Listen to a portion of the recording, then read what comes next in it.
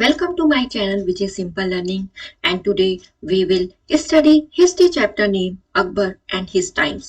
तो स्टूडेंट ये जो हिस्ट्री का चैप्टर है ये है पार्ट 1 और नाम है चैप्टर का अकबर एंड हिज टाइम्स, यानी कि जो अकबर हैं जो राजा थे और उनके टाइम पे क्या क्या हुआ। तो इस चैप्टर में हम ये पढ़ेंगे। Student without further delay let's get started. Akbar a case study, यानी कि यहाँ पे हम पढ़ेंगे अकबर के बारे में। Jalaluddin Muhammad Akbar, the greatest of the Mughal rulers, was born in 1542 at Amarkot in Rajasthan. जो जलालुद्दीन मोहम्मद अकबर थे वो बहुत ही बड़े मुगल रूलर थे और जिनका जन्म हुआ 1542 में। अमरकोट जगह का नाम है और वो कहाँ है? राजस्थान में। At that time, his father Humayun had lost his empire and was staying with the Rana of Amarkot. और उस टाइम पे जो उनके पापा यानी कि हुमायूं, तो उन्होंने अपना एम्पायर खो दिया था। इससे पहले वाले चैप्टर में हमने पढ़ा मुगल एम्पायर में, तो ये इसके बाद वाला चैप्टर है। अगर आपने पहला वीडियो जो द मुगल एम्पायर चैप्टर है, if you have not seen that video then I have given the link in the description box and you can also check the playlist in the class 7th history. I create the playlist there, all the chapter you find there which we read. So students, जो हुमायूं है उन्होंने अपना पूरा empire खो दिया था और फिर उसके बाद किसके साथ रहने लग गए? राणा अमरकोटा के साथ, यानी कि जो राणा थे अमरकोट के, उनके साथ रहने लग गए। When Humayun fled to Iran, young Akbar was captured by his uncle Kamran and later he was reunited with his parents only after the capture of Kandahar. जो हुमायूं थे यानी कि उनके पापा, अकबर के पापा का नाम था हुमायूं, वो भाग गए ईरान और जो अकबर थे वो छोटे थे। यंग का मतलब छोटे थे, वो उनकी उम्र छोटी थी, तो उनको उनके अंकल जो आमरान जिनका नाम है वो ले गए और उसके बाद वो यूनाइटेड हुए यानी कि मिले अपने पेरेंट्स से। और कब मिले? जब उन्होंने कैप्चर कर दिया था कांधार को। Akbar ascended the throne in 1556 after the death of Humayun at the young age of 13 years and 4 months. जो अकबर है अब वो गद्दी पे बैठे 1556 में, जब उनके पापा की डेथ हो गई थी, यानी कि हुमायूं की जब डेथ हो गई थी। और किस यंग एज पे बैठे वो? जब वो 13 ईयर और 4 मंथ्स के थे। तो इतने साल में तो क्या होता है स्टूडेंट, बच्चे स्कूल जाते हैं ना उस टाइम पे, और इन्होंने क्या कर दिया था उस टाइम? वो राजगद्दी पे बैठ गए थे, यानी कि उस टाइम वो राजा बन गए थे और वो बहुत ही यंग एज थी उनकी। As Akbar was too young to take over the responsibilities of a ruler, Bairam Khan, the tutor of Akbar and a loyal officer of Humayun, was appointed as his regent. जैसे कि जो अकबर बहुत ही young थे, बहुत ही छोटे थे, इन सब responsibilities जैसे कि आप देखते हो ना कि जो राजा बनता है उस पर कितने रिस्पॉन्सिबिलिटीज होती है उसके एम्पायर की, ठीक है, यानी कि उसके राज्य की। तो वो जो अकबर थे वो भी बहुत छोटे थे इन रिस्पॉन्सिबिलिटीज को लेने के लिए जो एक रूलर लेता है अपने राज्य की।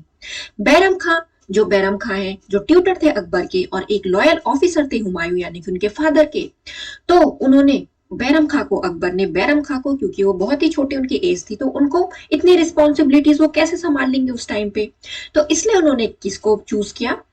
बैरम खां को अपना लॉयर ऑफिसर बनाया, जो अपना रीजेंट बनाया। तो रीजेंट कौन बनता है स्टूडेंट?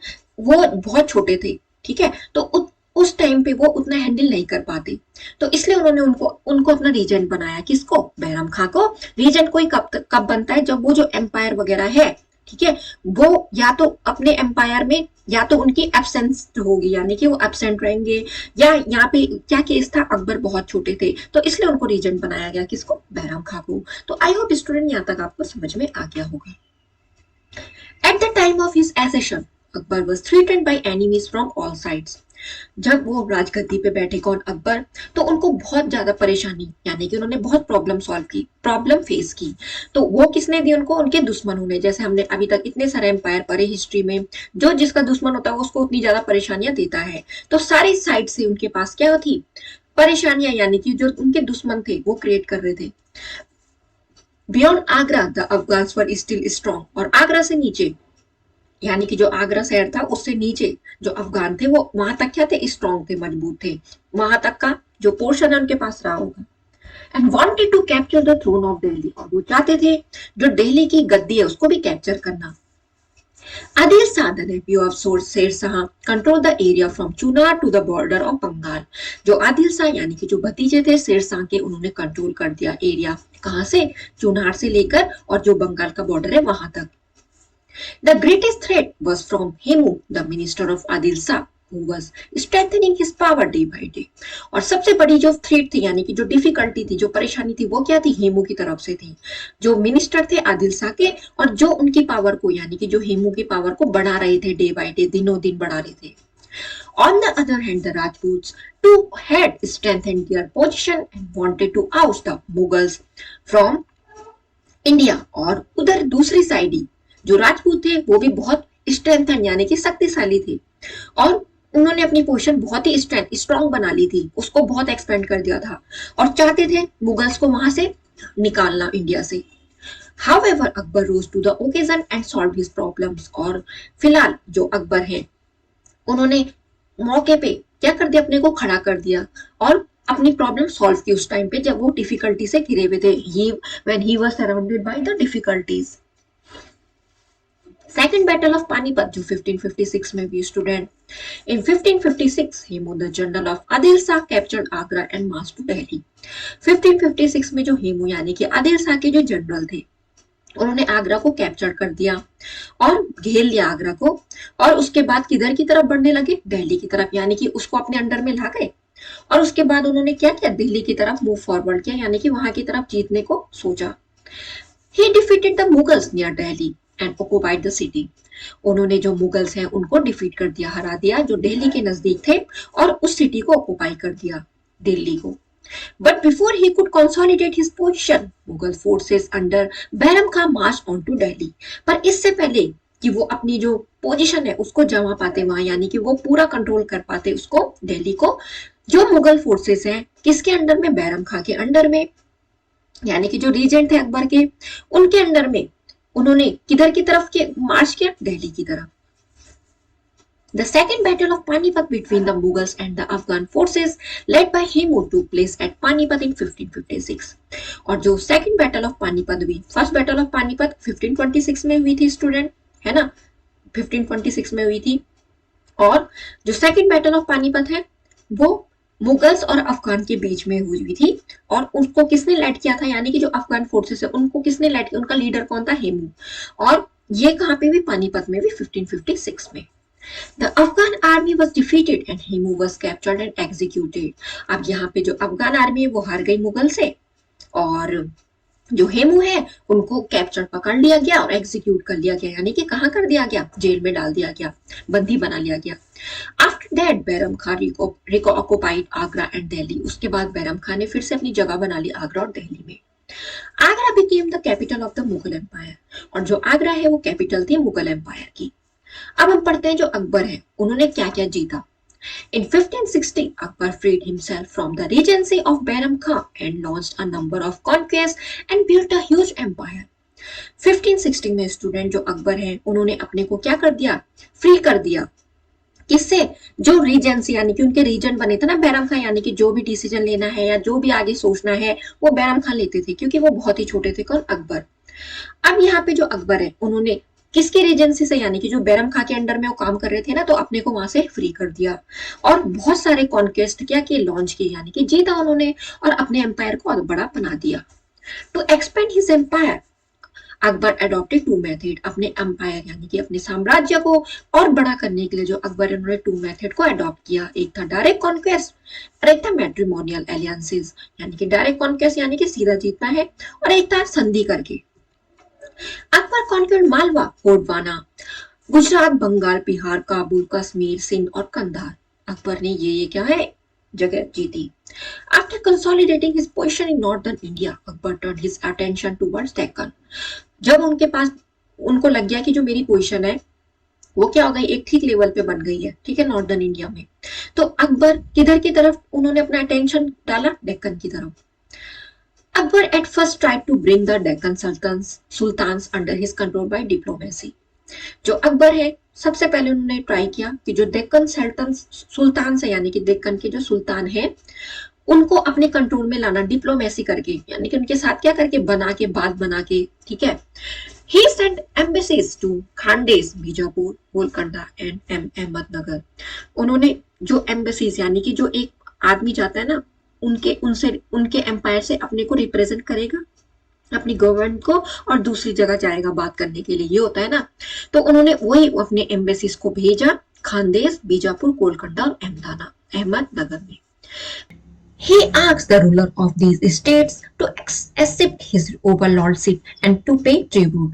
उन्होंने ये पूछा कि रूलर्स को पूछा उन्होंने कि जो रूलर्स थे इन स्टेट के, उनको पूछा कि वो एक्सेप्ट करना चाहते हैं, स्वीकार करना चाहते हैं उनके ओवरलॉर्डशिप को, यानी कि वो क्या है अब उससे सुप्रीम पोजीशन में है, तो उनकी जो ओवरलॉर्डशिप है उसको एक्सेप्ट करना चाहते हैं और ट्रिब्यूट देना चाहेंगे। तो स्टूडेंट, ट्रिब्यूट क्या होता है? मनी और गिफ्ट होता है जो रूलर पेड करते हैं, ठीक है। वो स्मॉल स्टेट के जो रूलर पावरफुल स्टेट को जो मनी और गिफ्ट पे करते हैं, तो वो ट्रिब्यूट देना चाहेंगे, तो ये पूछा, ठीक है। बट व्हेन दे रिफ्यूज, और जब उन्होंने मना कर दिया, ही वेज्ड वार अगेंस्ट देम, तो उन्होंने शुरू कर दी वार उनके अगेंस्ट में और एनेक्स बेरार, खानदेश एंड अहमदनगर, और अपने अंडर में क्या कर लिया? बेरार, खानदेश और अहमदनगर को। तो स्टूडेंट, यहाँ पे आपके पास जो मैप दे रखा है इसमें अकबर का एम्पायर इन AD 1605 में तो कौन कौन सी जगह थी? कश्मीर, काबुल, कांधार, मेवाड़, तो ये तो आप इस मैप से और अच्छे तरीके से समझ सकते हैं। अब हम पढ़ते हैं जो राजपूत पॉलिसी थी अकबर की, वो क्या थी। Akbar had realized that he could not consolidate his empire without the support of the Rajputs. जो अकबर है उन्होंने ये रियलाइज किया कि वो कंसोलिडेट, यानी कि जो भी उनकी पावर है, अपना एम्पायर है, उसको एक इकट्ठा नहीं कर सकते, यानी कि उसको यूनिटी में लाना और फिर उसके बाद क्या करना, उसको चलाना। तो उन्होंने ये रियलाइज किया कि वो अपना एम्पायर कंसोलिडेट यानी कि एक नहीं कर सकते बिना किसके सपोर्ट के? राजपूत के सपोर्ट के। So he adopted a friendly policy towards them. इसलिए उन्होंने अडॉप्ट की फ्रेंडली पॉलिसी राजपूत की ओर से, यानी कि उनके साथ क्या बनाए? फ्रेंडशिप बनाए, यानी कि दोस्त बनाए। पहले ऐसे तो होता है, अपने एनिमी को तो धीरे धीरे ऐसे लाया जाता ना कंट्रोल में।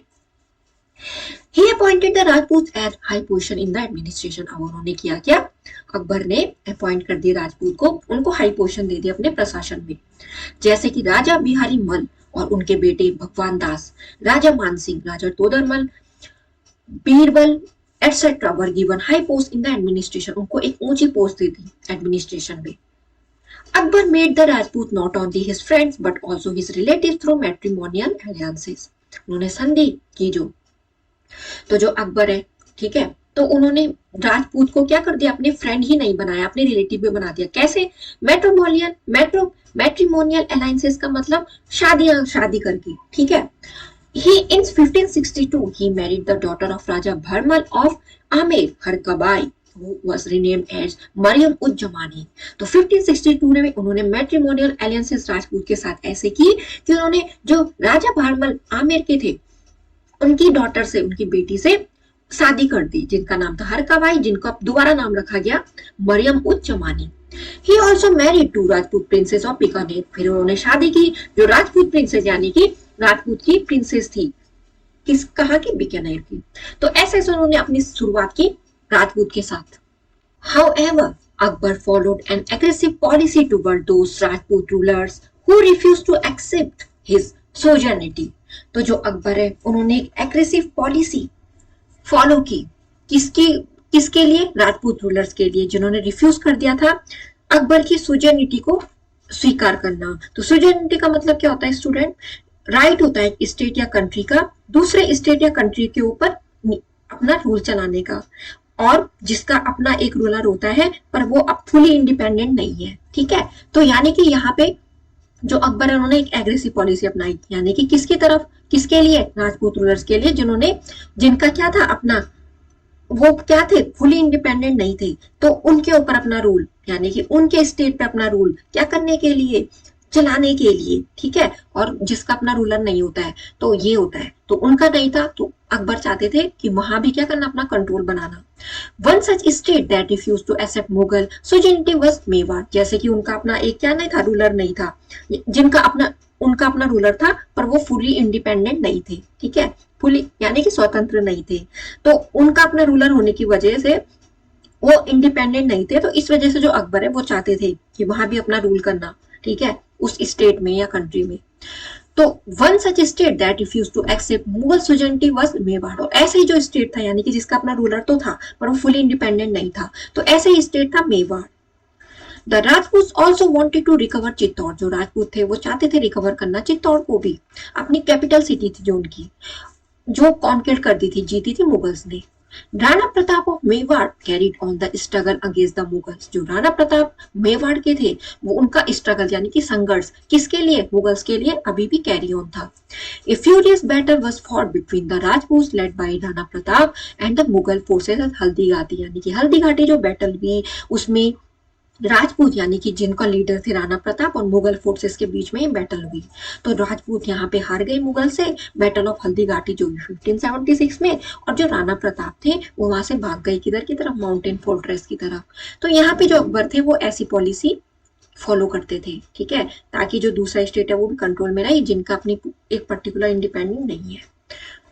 Thus Akbar carved out a huge empire stretching from the Himalayas in the north to the Godavari in the south and from the Hindu Kush mountains in the west to the Brahmaputra in the east। अब देखिए जो अकबर है उन्होंने कहां से कहां तक, north, south, waste, east, यानी कि जो 4 डायरेक्शन होती है, पूरा अपने एम्पायर को क्या कर दिया, फैला दिया।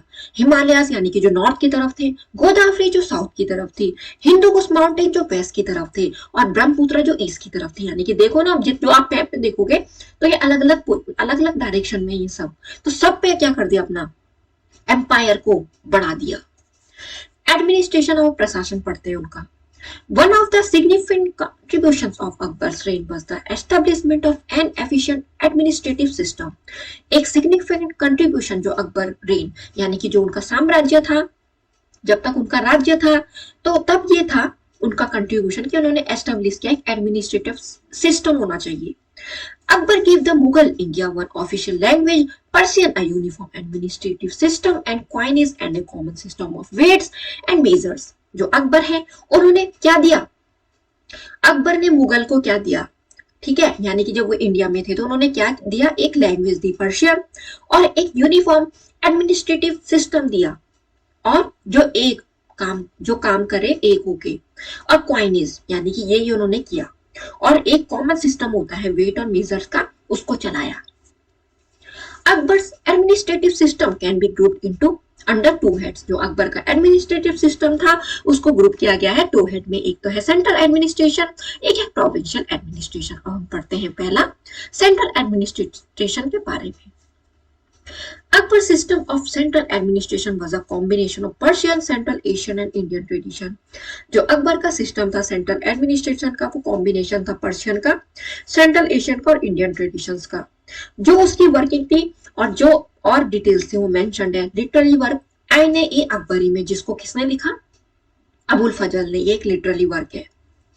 In order to knit together all the provinces of the vast empire into a single unit, Akbar set up a strong centralized government। और इन सबको आपस में बुनने के लिए, यानी कि आपस में रखने के लिए, एक दूसरे के साथ अटैच, तो जो भी प्रोविंसेस थी इस पूरे एम्पायर की, उन्होंने इसको सिंगल यूनिट में बुन दिया, यानी कि एक यूनिटी बना दी इनकी।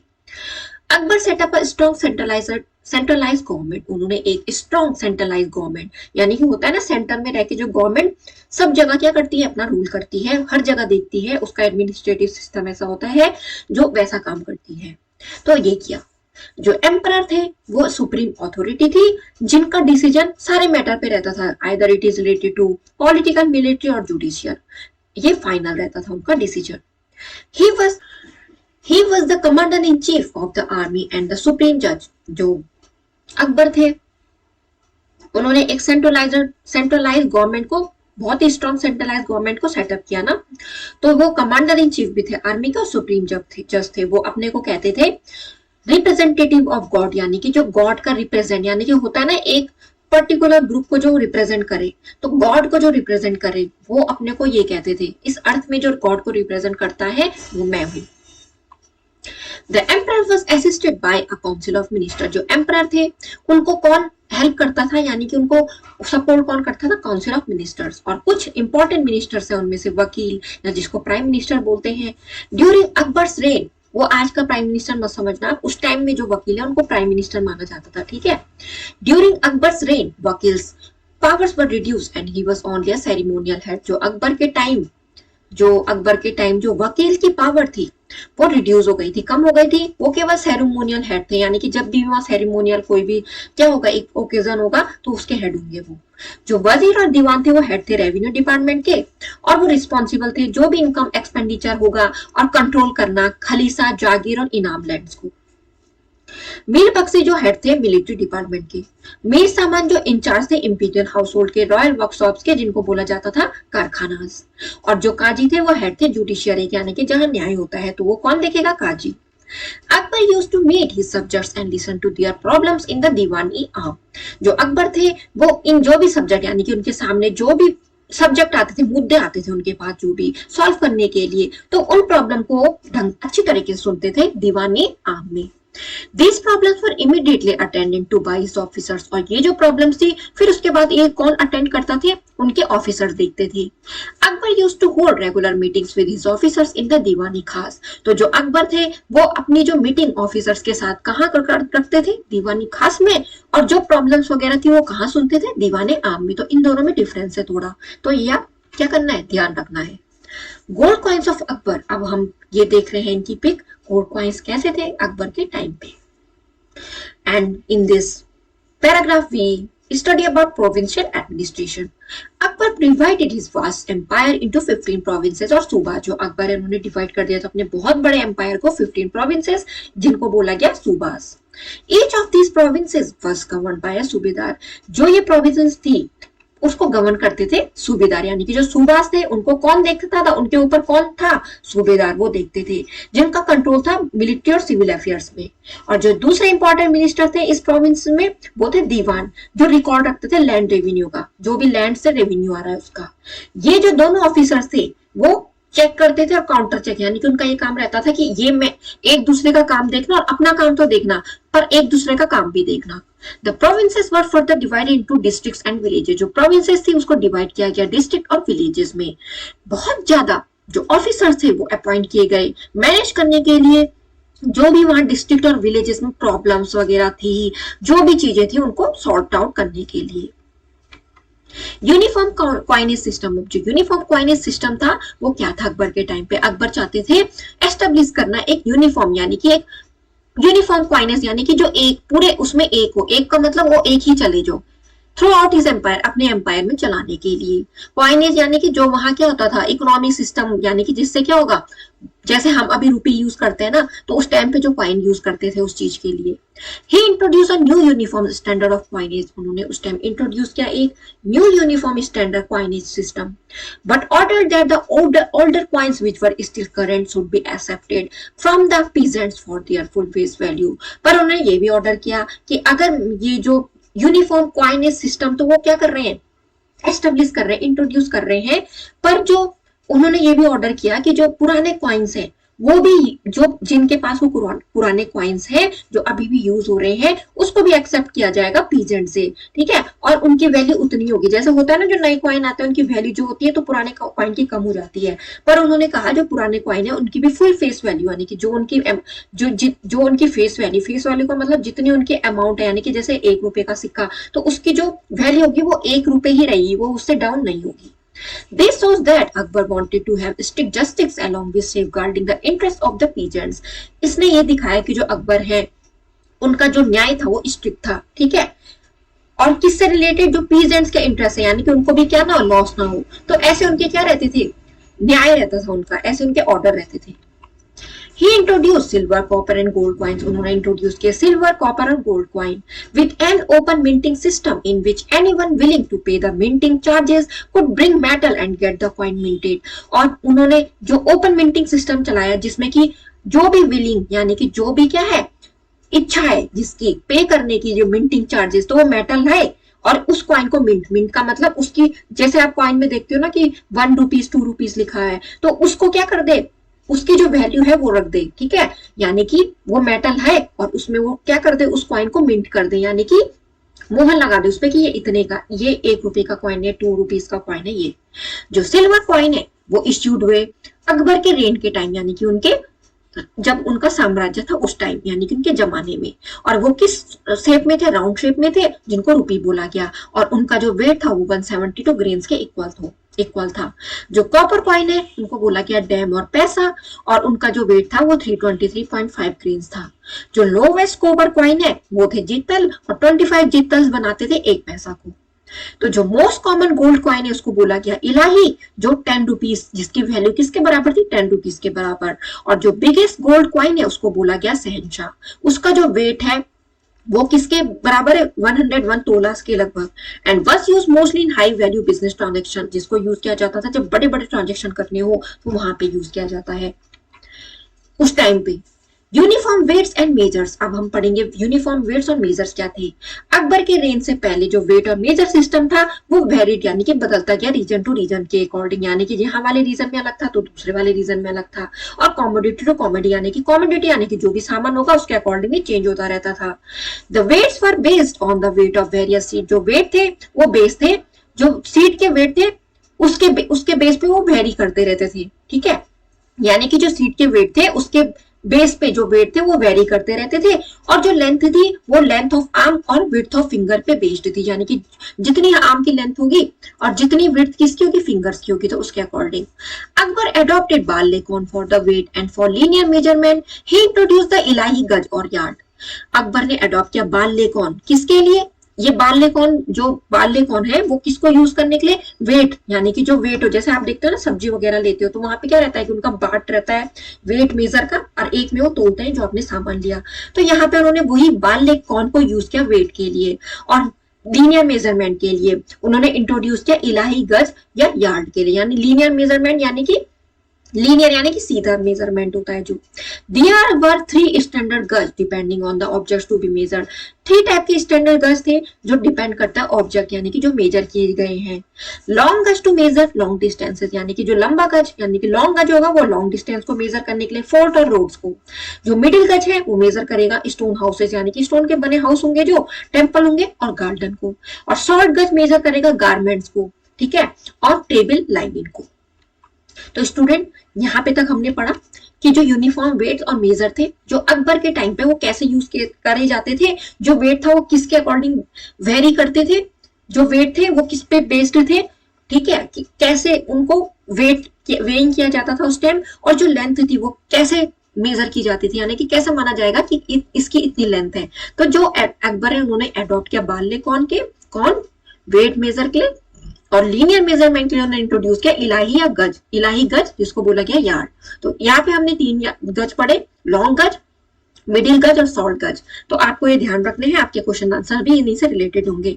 सो स्टूडेंट इस वीडियो में हम इतना करेंगे, और rest remaining chapter we will do in the part 2 of this video. So students, soon I will bring the part 2 video.